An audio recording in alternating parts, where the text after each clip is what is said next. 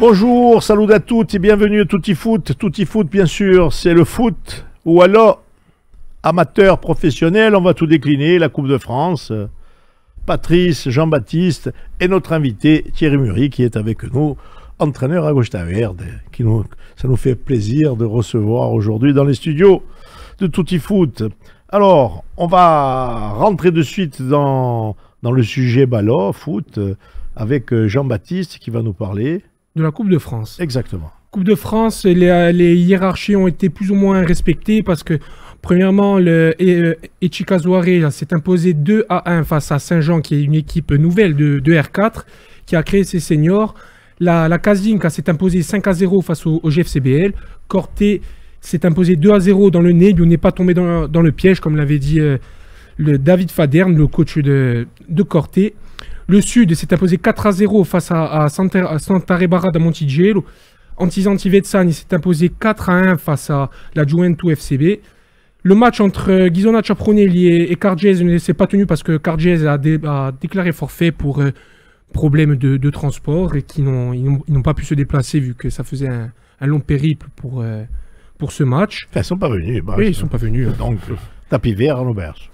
Le Gaïa s'est imposé très largement face au Cap 7-1. Bon, le Cap qui est une équipe de Régional 3, le Gaïa une équipe de National 3. Il n'y a pas eu de débat là-dessus. Le Svar qui est venu s'imposer 2-0 face à Lupino. La Pieve qui s'est inclinée alors qu'il menait 2-0. La Pieve est face à Bocognano. Ils se sont inclinés au tir au but face à Bocognano. Justement, on a eu les réactions de l'entraîneur de Bocognano, le nouvel entraîneur Pierre-François Sinapi, sur ce match. Et il nous a donné aussi son ressenti sur le début de saison en régional. Oui, on avait fait une bonne préparation.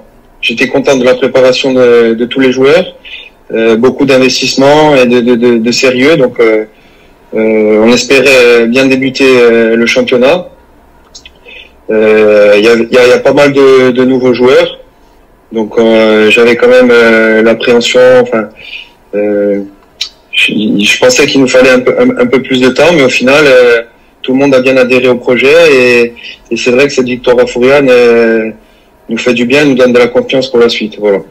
Ben oui, l'objectif, c'est bien sûr de confirmer à la maison, hein, en ayant pris 4 points à l'extérieur. L'objectif, c'est de valider ça à la maison en recevant l'étoile. Voilà, ça va être un match compliqué, hein, comme je pense tous les matchs cette année le seront en R1. On a pu le voir sur les résultats de la première journée. L'étoile est en train de se restructurer avec Eugène Olrandouch comme coach, qui est un bon copain à moi. Donc je sais les valeurs qu'il a et je sais que son équipe donnera tout sur le terrain. Mais à nous d'être performants, de mettre notre jeu en place et d'essayer de prendre ces 4 points qui nous feraient énormément de bien et nous permettraient de faire 8 points en 2 matchs, ce qui serait très bien pour ce début de championnat.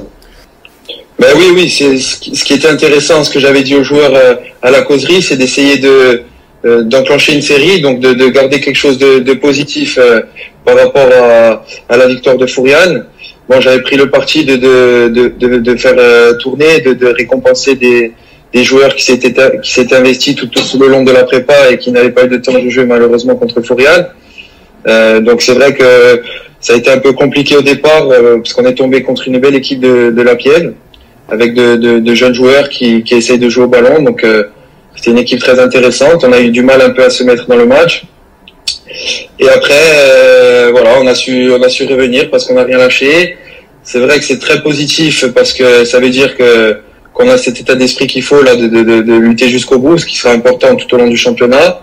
Et voilà, et de se qualifier au penalty, c'est important aussi parce que, comme je vous l'ai dit, ça nous permet de continuer cette série et de penser au match de l'étoile avec de la confiance, quoi. Voilà, c'était Pierre-François Sina, puis sur cette victoire au tir au but.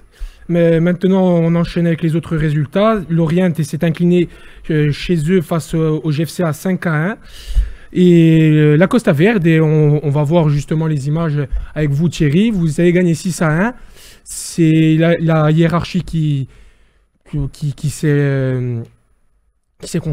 concrétisée, pardon. Ça a été un match avec de l'impact physique quand même. Ben, disons qu'on a rencontré une belle équipe de Calenzane qui est venue avec un super état d'esprit et qui a pendant le premier quart d'heure livré un véritable match de coupe, nous laissant très peu d'espace pour développer notre jeu. Donc petit à petit, on a commencé à prendre ascendant et puis bon, le fait d'avoir ouvert le score à la demi-heure de jeu, ça nous a permis d'avoir un peu plus d'espace.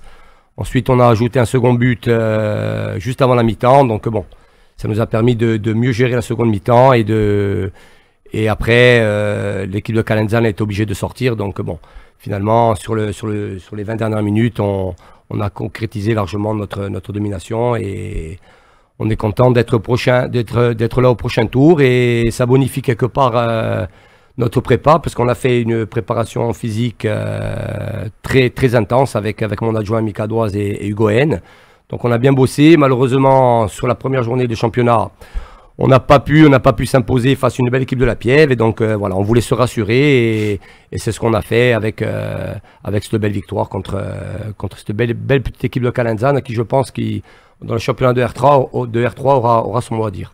Justement, pour reparler un peu de ce match, on voit les buts, que c'est sur des coups de pied arrêtés, sur des phases d'opportunisme. Les coups de pied arrêtés, ça a été travaillé, c'est quelque chose que vous avez travaillé à l'entraînement quand même? Oui, justement, on a lors de la dernière séance du vendredi, on avait mis beaucoup de précision sur nos coups de pied arrêtés parce que bon, on sait que dans ce genre de rencontre, souvent lorsqu'on joue un adversaire qui est hiérarchiquement inférieur, souvent on fait preuve de manque de concentration ou quoi et voilà, c'est ce qui s'est passé sur le second but où notre joueur est tout seul au premier poteau, donc on l'avait travaillé le vendredi. Il y a eu aussi des buts, hein, comme on le voit, des buts d'opportunisme, parce qu'il y a eu des erreurs des défenseurs de Calenzane sur des contre-attaques, c'est des buts d'école, hein, de l'opportunisme, la contre-attaque, c'est des points qui Ben tout à fait, puisque bon, le mot d'ordre à la mi-temps, c'était justement d'accentuer notre avance, de les laisser venir un petit peu, de les laisser sortir, parce que bon, forcément avec 2 buts d'avance, Calenzane à un moment donné allait être obligé de se découvrir, et on savait que physiquement, on allait faire la différence, et c'est ce qui s'est passé, hein, puisque bon, la preuve en image, les 3 derniers buts sont des actions sur des contres rapidement menées et qui sont bien terminés par nos attaquants. Oui, on a vu donc comme on voit les buts et on voit les images, il y a eu pas mal d'actions où la différence technique s'est faite par, que ce soit collective et individuelle, s'est fait sur différents buts. Et après, effectivement, il y a eu 1 ou 2 opportunités sur des erreurs de défense.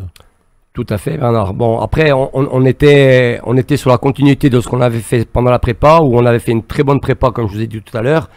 Avec des très bons contenus contre des équipes hiérarchiquement supérieures à la nôtre.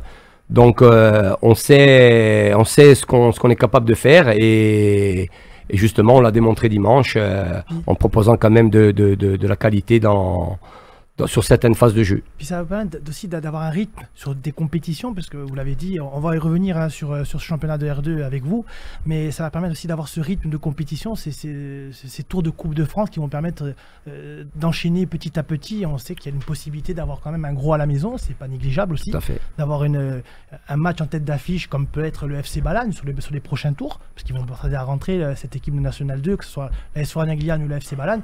C'est aussi l'opportunité pour la micro-région de recevoir une très belle rencontre sur ces phases-là. Oui, vous avez tout à fait raison, parce que lorsqu'on voit le calendrier, on alterne un match de championnat, un match de coupe. Alors, sur le passé, sur les trois premiers tours de coupe qu'on a eu à livrer, on est tombé 3 fois contre DN3, une fois Corté, une fois le Gallia, une fois la Balagne, donc on n'a jamais pu enchaîner les matchs et quelque part ça nous manquait un petit peu. Donc cette année, le hasard a fait qu'on ait joué une équipe abordable chez nous. Donc voilà, pourquoi pas le prochain tour ou prendre un gros éventuellement pour bonifier face à un adversaire de gros calibre, ou pourquoi pas prendre un adversaire à notre portée et enchaîner encore un tour de plus dans cette Coupe de France. Allez, pour les autres résultats de cette Coupe de France, le FJEB qui s'est incliné face à Borgo 3-1, on va le voir en image, le FJEB qui a eu du mal face à cette équipe de Borgo, qui a mis de l'impact, qui a eu la maîtrise quasi totale, hein, pendant ce match du ballon. Ils ont marqué les 3 premiers buts. Après, le FJB marque un but contre le cours du jeu à la fin. Mais c'est un match où le FJB n'a pas eu son mot à dire quelque part. Oui, bon, donc il y avait une différence de niveau qui fait que cette équipe parce qu'on voit, on voit les buts, c'est quand même des beaux buts, et on voit aussi que c'est ce qui vient d'être dit, et que ce soit en Costa Verde ou ailleurs, c'est qu'on progresse dans l'analyse et la préparation de tous les matchs, dans les phases techniques, et on voit quand même qu'il y a une progression dans toutes les catégories. On voit une progression technique qui fait plaisir, et qui voit que la structuration, le travail, ça amène à ce qu'il y ait des phases de jeu, comme on l'a dit à l'instant, reviennent et soient quelque part bien travaillées, et après le travail paye toujours et porte ses fruits. Oui, Bernard, vous avez raison, surtout que nous, le fait d'avoir évolué en R1 l'année dernière, tous les matchs étaient télévisés. Donc on a un retour tous les week-ends où on peut analyser toutes les séquences de jeu avec les caméras, puisque tous les points sont disséqués, les coups de pied arrêtés, les buts, les corners. Donc ça nous permet, comme vous avez dit tout à l'heure, de bien préparer et de laisser pas beaucoup de place au doute sur certaines phases qui souvent font pencher la balance en votre faveur, en votre défaveur. Bien sûr. Ça se joue, quel que soit le niveau, des fois pas grand-chose. Et c'est toutes ces phases, je pense, bien préparées, qui à un moment donné font la différence. Oui. Voilà. Et pour ces derniers résultats, AFA s'est imposé contre Porto Vecchio 2-0. 2 équipes de Régional 1 qui vont s'affronter plus tard dans la saison. On aura justement aussi quelques réactions de Jean Toussaint Moretti, l'entraîneur d'AFA, sur cette Coupe de France et sur la suite du championnat de Régional 1. Et pour finir, Bonifacio s'est imposé 3-1 au penalty face à Bastelicac. Bonifacio qui est en R2 et qui fait un beau coup en s'imposant face à Bastelicac, cette équipe est en R1. Bon, voilà, allez, on a fait le tour en Coupe de France. Coupe de France, on a fait plus ou moins le tour. Donc on passe à la régionale. On peut enchaîner avec la régionale 3. La régionale 3, ça s'est pas joué, mais on fait un retour rapide sur toutes les journées à venir et sur le classement. Lupino s'est imposé 6-2 face à la réserve d'AFA. Lorient est allé gagner à Lumia 3-2. Bocognano, la réserve, s'est imposé 2-1 face à Antizante. Calenzana s'est imposé 4-2 face à la 3e équipe du Gaia Lucian, ces 2 équipes qui étaient en R4 l'an dernier. Et le Capigorso, qui est champion en titre de R3 mais qui n'a pas pu monter pour problème de catégorie jeune, s'est incliné 5-2 face à l'ECB. On le voit au classement, Lupino qui prend la tête du championnat, à égalité avec l'ECB, Calenzane, Lorient et la réserve de Bocognano. Pour cette prochaine journée, justement, le Bocognano va recevoir le Cap. La réserve d'AFA va recevoir Lumio. L'ECB va recevoir la réserve de Montigello Sant'Are Barada. Calenzane va recevoir Lupin. Ça va être le choc de ce début de cette deuxième journée de Régional 3. Et Lorient va recevoir Antizante. Voilà, Régional 3, où bien sûr on est au début, et où chacun va commencer à prendre sa place et peut-être montrer ses ambitions. Voilà, c'est le début. Donc, on va voir ce que ça va donner par la suite, Jean-Baptiste. Allez, Régional 2 maintenant. En Régional 2, l'FJUB avait fait 0-0 face à la réserve de la Casing. Les 2 réserves n'ont pas su ouvrir le score. Le Nieblu s'est incliné chez eux 3-1 face à Montigello Sant'Are Barada. La Balagne s'est imposée face à Cargese 2-0. La Costa Verde, Thierry, vous avez fait 2-2 contre la Piève, et vous êtes revenu à la toute fin, il me semble, contre cette équipe de la Piève. C'était un match physique avec de l'impact, où on était plus sur de la verticalité, plus tactique. Ben, disons que déjà l'équipe de la Piève est une très très belle équipe composée avec beaucoup de jeunes joueurs, encadrés par Matteo, lié comme Casanova, donc deux anciens qui sont là pour encadrer bien ces jeunes. On avait ouvert le score pratiquement à l'heure de jeu, on pense avoir fait le plus dur. Et on prend un but un petit peu sur un centre loupé, bon, qui a surpris notre gardien. Derrière, on accuse le coup, et cette jeune équipe de la Piève prend sa chance et repasse devant. Et on n'a pas lâché. L'état d'esprit a fait que jusqu'à la fin, on a cravaché pour essayer de revenir. On marque au bout du bout sur notre dernière action. Après un match qui s'est joué par une très très forte chaleur, où on sentait que les deux équipes étaient à la recherche d'un second souffle. Voilà. Donc un match nul qui sur l'ensemble de la fusion du match est mérité pour les deux équipes. Vous attendez un championnat compliqué avec toutes ces réserves. On le voit à l'écran, le FC Bâle, la réserve de l'FGEB, la réserve de Corté, c'est quand même des équipes qui sont sur des niveaux supérieurs, qui peuvent faire redescendre certains joueurs qui ne jouent pas en National 3 ou en R1. On s'attend aussi à cette difficulté en R2? Oui, tout à fait. C'est un peu le lot lorsque vous affrontez une réserve. Si vous tombez sur un week-end où il n'y a pas de descente, où il y a des blessés en haut, des suspendus, vous tombez sur une équipe qui va être de ce calibre-là.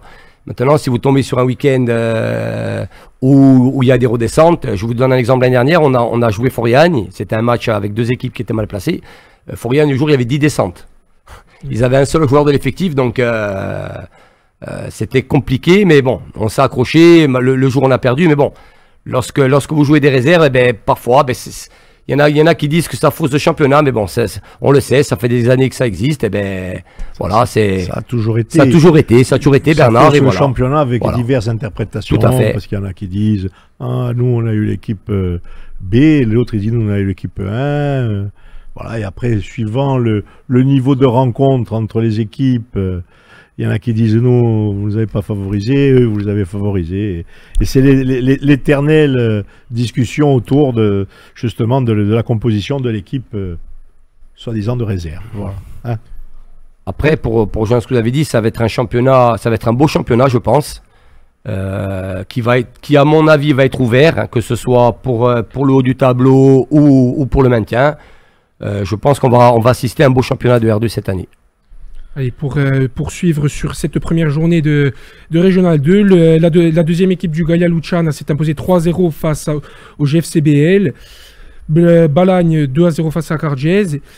Et Bonifacio qui s'est imposé 3-2 face à la réserve de Corté. Justement, on va écouter Baptiste Di Simone, qui est dirigeant à Bonifacio, qui nous a donné son ressenti sur le début de championnat et sur aussi la Coupe de France.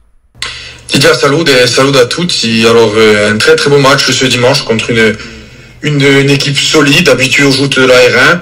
Ça a été une petite joie pour nous, mais on s'y attendait vraiment pas. Pour vous dire, ça fait quelques années qu'on s'est plus inscrit en Coupe de France parce que généralement les tours sont plus tôt et c'est un peu compliqué avec nous parce qu'il y a la saison. Mais on s'est inscrit cette année et on s'attendait pas à se qualifier. On a fait un super match sans manquer de respect à personne. Je pense qu'on a mérité notre qualification en termes d'une partie dominée et je pense que le score aurait pu être plus lourd et aurait pu se décanter avant. Alors oui, contre la réserve de Lusque, un match très serré, très disputé, très haché, comme d'habitude, hein, contre cette équipe de Corté qui nous pose toujours des soucis. Et c'était un match que chaque équipe aurait pu remporter, qui était assez équilibré. On a fait la différence dans les dernières minutes. Et on était vraiment ravis du résultat. La manière, je pense qu'on aurait pu faire beaucoup mieux. Mais l'essentiel, c'était de prendre les 4 points pour lancer notre saison. C'est ce qui a été fait. Et donc maintenant, le plus dur commence avec notre premier déplacement chez un promu qui nous avait éliminé en coupe il y a quelques années alors qu'on était toujours pensionnaire de Régional 1. C'est toujours très compliqué d'aller jouer chez des promus qui ont souvent les dents longues, mais on espère faire un bon résultat et enchaîner. Voilà, Baptiste Di Simone, ils vont recevoir le GFCBL, ils vont se déplacer au GFCBL, Bonifacio. Thierry, il va y avoir le déplacement aussi en Balagne contre la réserve de la Balagne. Il faut s'attendre à un match dur à Montigello pour cette deuxième journée de championnat. Ben oui, on s'attend à une partie compliquée, surtout que bon, la Balagne a gagné sa première partie contre Cargès sur un score de 2-0. Donc deuxième match pour eux à domicile. Le hasard du calendrier fait qu'ils vont recevoir 2 fois. Donc bon, je pense qu'ils vont tout faire pour essayer de doubler leur deuxième victoire. Et nous, on va se déplacer quand même avec de l'ambition, puisque bon, on s'est fait accrocher sur la première journée. Donc on va essayer de récupérer les points lors de ce déplacement en Balagne. Voilà, on peut enchaîner directement en Régional 1. Etxikazuarel s'est imposé, cette équipe promue de Régional 2 face à la Kazinka 2-1. Le Svar s'est imposé 2-0 face à la réserve de Borgo. Bocognano s'est imposé 1-0 face à la réserve de Furiani. Bastelicac s'est imposé 2-0 face à AFA. Justement, on a eu des réactions sur ce début de championnat régional 1 avec Jean-Toussaint Moretti, qui est l'entraîneur d'AFA, et sur aussi la victoire en Coupe de France face à Porto Vecchio. Oui, bonjour. Oui, c'est vrai que c'est un bon résultat. Au-delà du résultat d'ailleurs, qui a été très bon, vu qu'il y a eu la qualification, on est vraiment content de ce qu'on a proposé, du contenu qui a été proposé lors de ce match. Donc oui, c'est une victoire, je pense, méritée et qui, j'espère, en appellera d'autres. Oui, c'est sûr que le match contre Furiani il va être très important pour nous parce que, comme vous l'avez dit, on a subi une défaite qui là aussi était très méritée contre Bastelicac parce qu'on n'a rien montré, on n'a rien démontré. Donc le match contre Furiani, c'est sûr qu'il va être important pour nous. Il va falloir rebondir en championnat.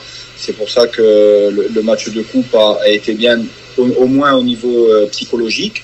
Donc il va falloir confirmer contre Furiani pour effacer cette défaite à Bastelicac qui encore une fois est largement méritée.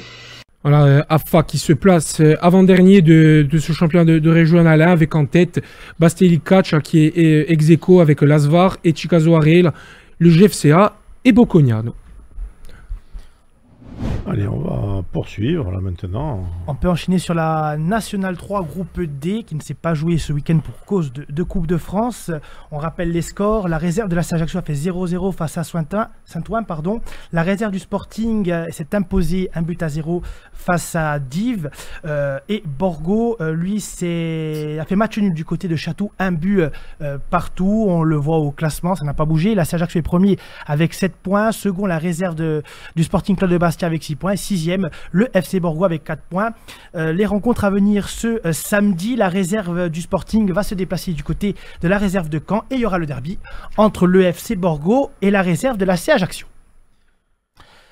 Groupe J, National 3, le Gala Lucian, lui, avait fait match nul du côté de Aiguy Mortes, 2 buts partout. Le Sud, lui, s'était incliné face à la réserve de Montpellier, 3-2. Et Corté, à domicile, s'était incliné face à Alès, 3-2. Pour les prochaines rencontres, ce qui vont se jouer aussi ce week-end, le Gala Lucian, lui, va se déplacer du côté de Alès. Le Sud va recevoir Aiguy et Corté va se déplacer du côté de Villefranche. Et on le voit au classement pour le moment, le Gallia est toujours premier avec 7 points et qui ferme la marche. Le Sud 14e avec 0 points et Corté qui est 12e avec un seul petit point. Et le Sud qui peine à se lancer en ce début de championnat. C'est leur 3e match et leur 3e défaite. Et avec Corté qui ne fait pas beaucoup mieux, qui sont 12e, mais les deux équipes du centre corse et du Grand Sud ont du mal un peu à se lancer dans ce championnat, contrairement au Gala Lucian qui est premier de ce groupe. Gala Lucian, les 2 victoires, un match nul. C'est ça. Hein? Allez, groupe C, National 2, et ça a joué ce week-end dans ce groupe, puisque Fouragnagliane s'est imposé 1-0 face à Feigny. Le FC Balagne a connu sa première défaite de la saison, puisqu'ils se sont déplacés du côté de Chantilly. 4 buts à 1 pour les hommes de Alexandre Cropanez. On le voit au classement. Fouragnagliane est 5e avec 10 points. Le FC Balagne est 6e avec 9 points, mais toujours avec un match en moins qui doit se jouer du côté de Chambly. Pour l'instant, on n'a pas encore les résultats de la commission. C'est toujours en instruction pour savoir si ce match sera rejoué, donc replanifié sur le calendrier de la FFF, ou ce match sera perdu sur tapis vert. Et pour le week-end à venir, le FC Balagne, lui, va recevoir l'AS Villiers. Fouragnagliane va se déplacer du côté du FC 93 Bobigny. Allez, avant de passer à la Ligue 2, moi je voudrais demander... J'ai cru comprendre qu'il allait y avoir un peu quelques transformations au niveau des infrastructures du côté d'Acosta Verde. Ben oui, là on a eu une première esquisse de ce qui nous attend, donc avec de nouveaux vestiaires dans un premier temps. Ensuite, aménagement sous la tribune existante d'un clubhouse plus d'une buvette et couverture de la tribune. Voilà. Sachant qu'on a déjà un synthétique qui est qui est récent, qui a été changé il y a pas longtemps. Et on a un City couvert, le seul en Corse, qui fait beaucoup d'envieux, puisqu'il nous permet de... C'était le cas hier, nos jeunes ont pu s'entraîner malgré le mauvais temps, ils ont pu s'entraîner hier soir. Oui, mais justement, le temps qui a embêté pas mal de clubs, suivant les régions, il y a plus beaucoup, moins, mais ce City, il fait du bien. Oui, il fait énormément de bien, ça nous permet, quelles que soient les intempéries, on n'a pas besoin d'annuler les entraînements, et c'est vraiment un bel outil, et on est très content de l'avoir. Alors, est-ce qu'il y a... Parce que je connais un peu dans la région. Donc il va y avoir, c'est bien toutes ces évolutions qu'il va y avoir sur les infrastructures qui sont prévues, je pense que sur 2 ans, c'est ça? C'est ça, exactement Bernard, c'est ça. Bon. Donc le seul petit bémol maintenant, on va dire qu'on est un peu victime de notre succès, puisque bon, au niveau des catégories jeunes, nous avons toutes les catégories des U6 jusqu'au U18, sachant que dans certaines catégories, on engage 3 équipes. Donc on commence à être un petit peu à l'étroit, et il faudra qu'on trouve rapidement une solution pour essayer d'avoir des créneaux un peu plus variés. Alors on travaille dessus avec le COSEC à Cervione, on est sur plusieurs pistes, mais bon, ça commence à faire... c'est un peu étriqué. Là. Un peu étriqué, voilà. C'est dur à caser tout le monde. La région est une belle région, bien fournie. Qui est bien fournie grande, et voilà. Toujours été une belle région de football, Bernard, vous le savez très bien, avec toujours des belles équipes, des bons joueurs, et voilà. Ça a toujours été une bonne pépinière. Hein. Tout à fait. Voilà, dans la Costa Verde, je vais dire autre chose. J'ai failli glisser et dire Cervione. Allez, qu'est-ce qu'on va dire alors sur cette Ligue 2 ? Ligue 2, le Sporting qui a fait match nul à domicile sur cette 4e journée, 0-0 face à cette équipe de l'Estac, et l'AC Ajaccio lui a fait match nul du côté du stade Lavallois, 1 but partout. On le voit au classement, le Sporting est 6e avec 8 points. Alors le Grenoble s'est imposé 3-1 en fermeture, en clôture de cette 4e journée. Donc Grenoble est passé 7e à la place d'Annecy, il y a eu un petit décalage, donc la CA est 9e au classement.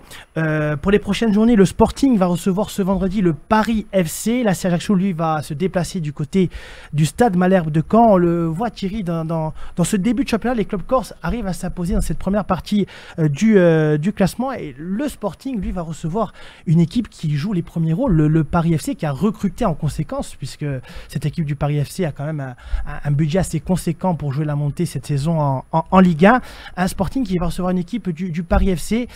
On voit quand même les facilités du Sporting cette saison à domicile, c'est la meilleure défense du championnat. Oui, tout à fait. Alors, 2e match à domicile. Alors, on a coutume de dire que d'habitude, il est compliqué de gagner 2 matchs à domicile d'affilée. Donc, bon, là, ça va pas être le cas. Donc, puisqu'ils viennent se faire accrocher par 3. 3 qui, avant ce match, se présentaient pour tout le monde comme une parfaite victime. On a vu que 3, il reflète pas du tout sa position au classement. Moi, j'ai trouvé une équipe de 3 très, très costaud. Le match nul, on aurait pu le gagner, mais on aurait pu le perdre aussi. Hein, Justement, c'est ce qu'on disait avec Bernard sur l'après-match de cette rencontre. Oui. On a eu aussi les éclairs de génie de Johnny Placide, qui sur deux phases de oui, jeu... que ce soit Placide ou Boucher, ils ont fait des arrêts de grande classe. Et voilà, donc c'est le verre à moitié vide, à moitié plein, on va dire. Donc bon, on aurait pu gagner, mais on aurait pu le perdre aussi. Et voilà, donc maintenant, le fait de recevoir Paris FC, comme vous l'avez dit tout à l'heure, une équipe qui flirte toujours avec les places d'accession, ça c'est un adversaire d'un bon calibre aussi qui va se présenter à Foriani vendredi. Donc bon, il va falloir quand même continuer sur la lancée de ce que font les hommes de Benoît Tavenot, parce que bon, beaucoup se posaient la question sur le début de saison des Bastiais, et on s'aperçoit que si on veut faire la fine bouche et si on rajoute les petits points de mètres au début de saison, on était toujours, on serait comme on dit, on est à 1 seconde d'être... À une seconde. Même si sur la physionomie du match, le match nul, mais bon, ça c'est le football, et voilà, il faut laisser travailler le staff bastien et voilà. Et vendredi, pardon, pourquoi pas remettre la machine en marche et prendre ces 3 points contre le Paris FC qui a un adversaire redoutable à Foriani vendredi. Un adversaire redoutable, comme pas mal d'adversaires qu'on a reçus. Hein, Thierry, tu le disais à l'instant, cette équipe de 3, pareil, le match a été joué avant que l'arbitre siffle et on avait déjà les 3 points. Et quand j'ai dit avant match que c'était un autre ce soir qu'on allait avoir, bon voilà, donc je pense que ceux qui, comme toi, s'intéressent au football, comme l'a dit Benoît Tavenot avant la rencontre, cette équipe de 3 est loin d'être la victime qui arrive à Bastia pour... Mais bon, moi je dirais force de constater d'abord les points importants, vous l'avez dit, c'est une défense stable et qui est, je dirais, remarquable à l'image de leur gardien. Donc maintenant, il faut qu'on continue à ce que tout ce qu'insuffle le coach, c'est-à-dire un jeu plus développé vers l'offensive et qui trouve tous ces automatismes, parce qu'on le voit entre les propos, les dires, ce qu'essaye de faire le coach, on voit à chaque rencontre qu'on progresse quand même. Bon, c'est vrai que la clé de voûte d'un match de foot, c'est de mettre le ballon au fond. Tout à fait. D'accord, donc voilà, c'est le travail qui est fait, c'est le travail qu'on voit et qu'on espère qu'on va voir. Mais alors moi, je me mouille là. Le match de Paris, c'est un autre qui arrive, mais ça ne va pas être le même. Même si cette équipe de 3 a joué quand même un certain football, parce qu'ils n'ont pas été que derrière, même s'ils étaient bien... Mais ils avaient mis en place une belle tactique à mon niveau, je ne vais pas m'aventurer là-dedans, hein, avant que je me fasse reprendre de voler par Benoît, qui me dise vous avez des dettes. D'ailleurs, il va falloir que j'ai une fin de discussion avec lui, où j'ai dit un truc, je me suis aventuré pas en technique, je ne me permettrai même pas pour rire. Mais il faut que cette équipe bastiaise... prenne ce match comme elle a pris tous les matchs, parce que Paris, c'est une autre ambition, ça va être un autre style de jeu. Tout à fait. On aura plus de possibilités. Tout à fait, Bernard, puisque bon, 3 dans la situation qui était la leur, dans un premier temps, ils étaient venus pour se rassurer. Donc, au fil du match, ils ont vu qu'il y avait peut-être la possibilité de faire mieux que défendre pendant tout le match. Ils n'ont pas fermé le jeu, en fait. Non, pas du tout. Pas du tout. Pas du tout. Ils ont pris confiance rapidement. Ouais. Mais je te rejoins là-dessus. Je pense que le Paris FC, vu... Ce qui ne veut pas dire que d'être un win, non. Non, mais... On a nos chances. Non, on a nos chances, puisque bon, Paris FC, vu les ambitions qui sont les leurs, vont venir pour essayer de prendre des 3 points. Donc, comme tu l'as dit tout à l'heure, il risque d'avoir peut-être plus d'espace. Ça va peut-être permettre à nos attaquants qui sont rapides justement de poser pas mal de soucis à cette équipe-là. Et puis moi, je rajouterais à ce que tu disais tout à l'heure, on sent aussi un état d'esprit qui a changé au niveau de la grinta, mais dans le bon sens, on va dire. On sent une équipe, souvent l'année dernière, on faisait le reproche que sur certains matchs à Foriani, ils n'étaient pas concernés. Là, on sent que les garçons, ils sont dedans et le fait de jouer à Foriani, ça les transcende. Contrairement à l'année dernière où on sentait que c'était plutôt une chape de plomb, parfois Il y avait une perte d'identité, presque. Perte d'identité, voilà, tout à fait. Oui, Benoît, tout le staff technique sont là pour justement insuffler, pousser, on le sent. On l'a dit lors des rencontres, c'est pas la peine qu'on le redise encore, le groupe vit bien, et le groupe vit bien dans l'état d'esprit insufflé, dans l'état d'esprit, dans le jeu, il y a une adhésion. Pour que ça dure, il faut des résultats, et pour l'instant, ils sont là, il n'y a pas de raison que ça continue pas. Hein. Tout à fait. Oui, et on le voit même dans ce classement, on voit les clubs corses qui sont dans la première partie, comme je l'ai dit précédemment, mais on voit aussi un championnat qui est serré. Comparé à la saison passée où Laval avait un peu survolé ce début de championnat, tout se tient à un point. Puis on voit aussi même le début, parce qu'il faut aussi en parler, une petite parenthèse, c'est l'AC Ajaccio qui fait un bon début de saison avec Mathieu Chabert aux commandes, qui est quand même assez connu du côté de Bastia. Mathieu Chabert. C'est vrai qu'aussi cette équipe de l'AC Ajaccio qui avait ouvert le score du côté de Laval, qui s'est fait revenir. C'est quand même important de se dire que les clubs corses répondent présents dans ce début de saison. Et on le voit justement au classement. Oui, parce que justement, la CA, avec le changement d'entraîneur, avec Olivier Pantaloni, qui était un coach emblématique du côté de la CA, venir derrière, passer derrière un coach comme Pantaloni, c'était pas du tout évident pour Chabert, mais bon, on voit qu'il a pris rapidement ses marques et sur l'avant-saison, il y a eu des difficultés. On sait que la CA a eu des problèmes pour recruter. Tout à fait. Avec un recrutement qui s'est fait sur le tard. Avec donc une rétrogradation administrative en national. Ouais. C'est vrai que du côté de la CA. Oui, même si de ce côté-là, ils avaient l'air confiants, mais bon, il y avait toujours cette chape de plomb qui était là. Mais bon, malgré tout ça, ils font un bon début de saison et ils sont là dans la première partie. Bien calé dans la première partie. Voilà, que dire donc la CA qui va se déplacer à Caen. Hein. Ouais. Juste une petite indication, pour cette 4e journée, comme l'a dit Frédéric Antonetti, le Sporting est la première influence de cette 4e journée avec 10 500 spectateurs. C'est dire que les supporters bastiais répondent présents à Fouriagne sur ces 4 premières journées. Je vais le dire d'une manière modeste, on est habitué. On est habitué, c'est important de le préciser. Avec tribune en moins, c'est quand même. Exactement, comme tu l'as bien dit, avec une tribune en moins, c'était un peu le point d'interrogation, mais bon, on voit que tout le monde a adhéré, malgré le fait de changement de tribune, même si au départ c'est un peu ronchonné au début, on voit que tout le monde.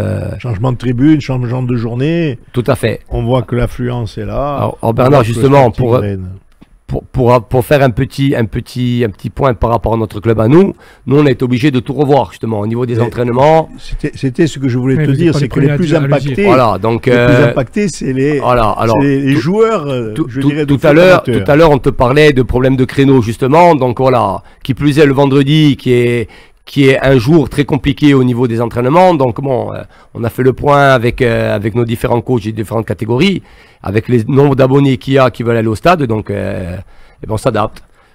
Nous, enseignants, on commence par exemple à 17h, 17h30 pour que certains joueurs puissent aller au match. Et pareil dans les petites catégories où les enfants et les parents veulent se rendre au match à Fouriagne. Je confirme. D'ailleurs, il va y avoir beaucoup de modifications. On l'a vu, les programmations des journées commencent à sortir petit à petit. On sait que le derby, on va y revenir, le jour de la semaine du derby, mais le derby entre la Ajaccio et le Sporting Club de Bastia sera programmé en samedi 20h. Il y a pas mal de rencontres. Il y a une rencontre aussi qui est sortie. Le Stade Malherbe de Caen face au Sporting sera programmé en samedi 14h. C'est aussi ça, le fait que BN Sport ait pu, en tout cas les diffuseurs comme BN Sport aient pu s'arranger avec la Ligue professionnelle et les représentants des supporters des clubs de Ligue 2 pour justement reprogrammer ces matchs-là pour que le monde amateur puisse assister à ces matchs professionnels.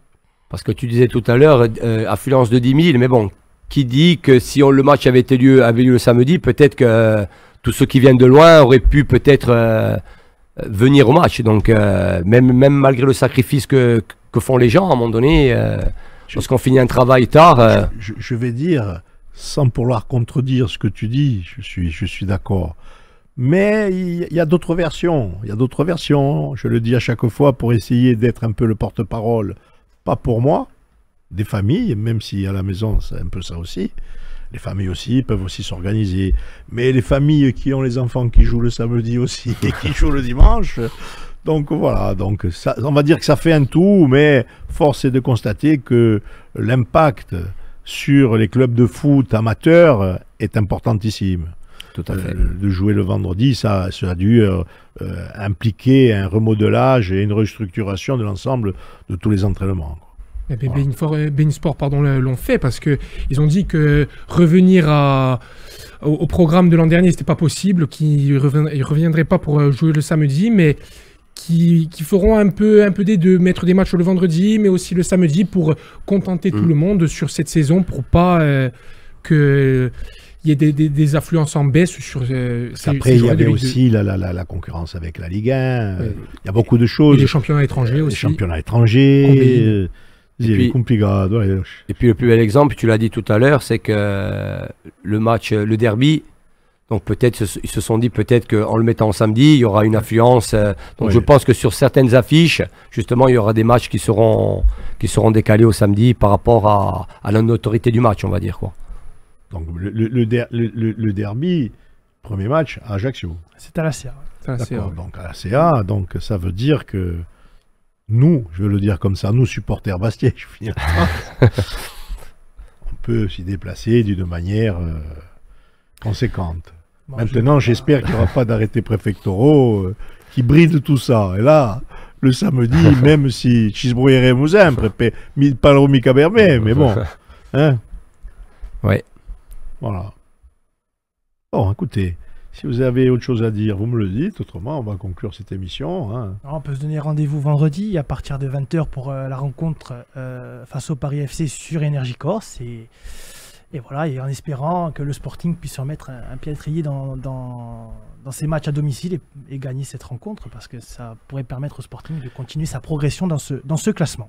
Allez, pour conclure ce que nous avons dit sur cette rencontre qui a été justement dit, arrive au terme de rencontre à domicile, puisque nous avons eu, et nous en avons encore une sur deux, mais bon, après, c'est dans le même mois, c'est dans le temps.